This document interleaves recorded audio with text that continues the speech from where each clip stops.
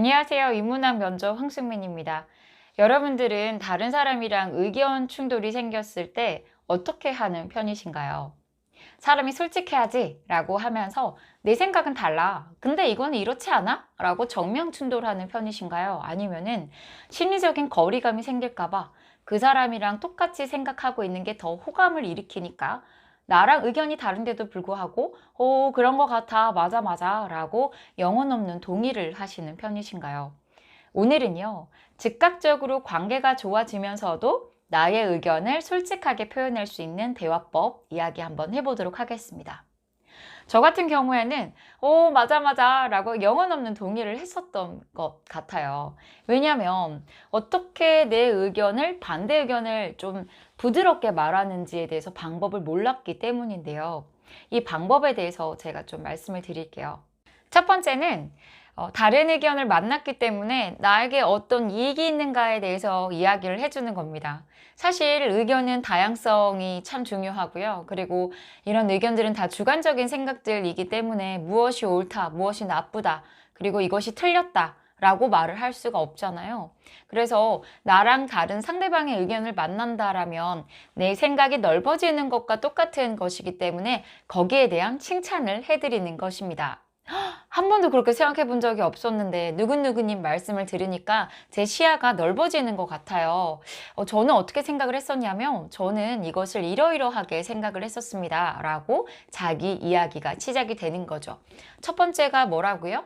그 사람 덕분에 내가 시야가 넓어졌고 내 생각의 범위가 넓어졌다라는 것을 언급하면서 감사한 마음을 표현한 후에 그리고 나서 자기 생각을 이야기를 하는 방식입니다.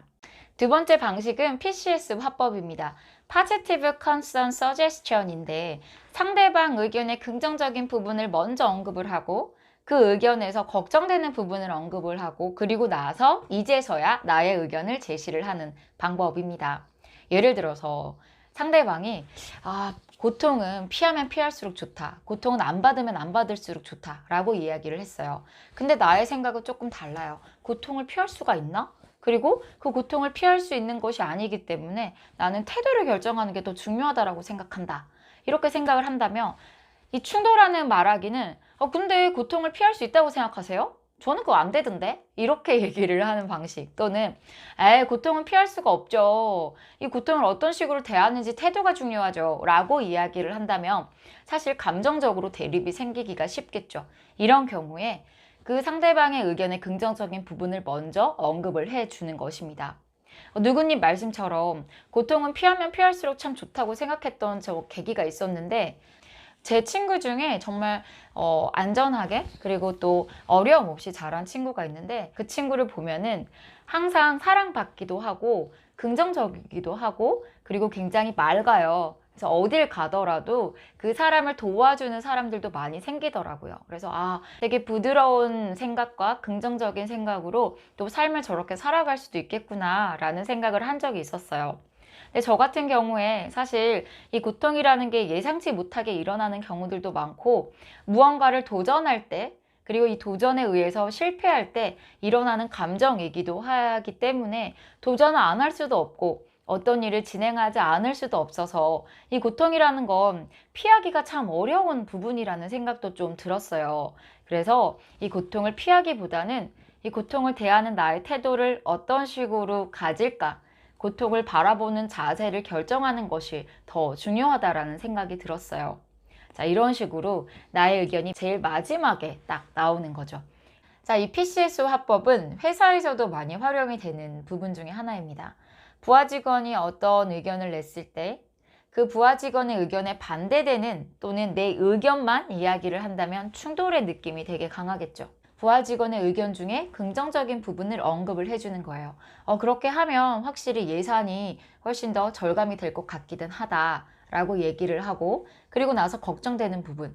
근데 그렇게 진행을 했을 때 사실 우리가 정해진 시한 안에 다 프로젝트가 완성되기가 조금 어려울 수도 있을 것 같아. 그리고 나서 이제 suggestion, 나의 의견을 이야기를 하는 거죠. 누구누구님 의견은 우리가 하반기에 한 번 더 고려를 해보는 걸로 하고 이번에는 이런 방식으로 해보는 건 어떨까?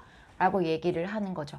처음서부터 그거는 그냥 다음에 하고 우리 이번에는 이렇게 합시다 라고 얘기를 한다면 사실 어차피 자기 마음대로 할 거를 왜 물어봐? 라고 생각이 한단 말이에요. 그래서 나의 의견을 말하기 전에 이런 단계를 꼭 절차를 거쳐주는 것이 중요합니다. 네, 오늘은 즉각적으로 관계가 좋아지면서도 나의 반대 의견을 말을 할 수 있는 방법에 대해서 이야기를 했습니다.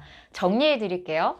첫 번째, 다른 사람이랑 이야기를 해서 반대 의견을 만났기 때문에 내가 어떤 긍정적인 부분을 받았는가, 상대방의 칭찬을 먼저 합니다. 두 번째는 PCS 화법이었습니다. 그 사람 의견에 좋은 점, PCS 파지티브 먼저 얘기를 하고 그 의견에서 조금 걱정되는 부분이 있었죠. 그 이야기를 언급을 하고 나서 나의 의견을 제안을 하는 방식으로 이야기가 나왔습니다. 영혼 없는 동의만 하는 것도 아니고 그렇다고 약간은 감정적인 대립, 알게 모르게 그런 거 느껴지시죠? 감정적인 대립이 생기는 것도 아닌 그런 직설적인 말하기도 아닌 이렇게 쿠션 언어를 활용하면서 PCS 어법을 활용하면서 조금은 관계에서 지혜로운 그런 대화법에 도움이 되기를 바랍니다. 네, 오늘도 또 시청해 주셔서 감사합니다. 다음에 또 봬요.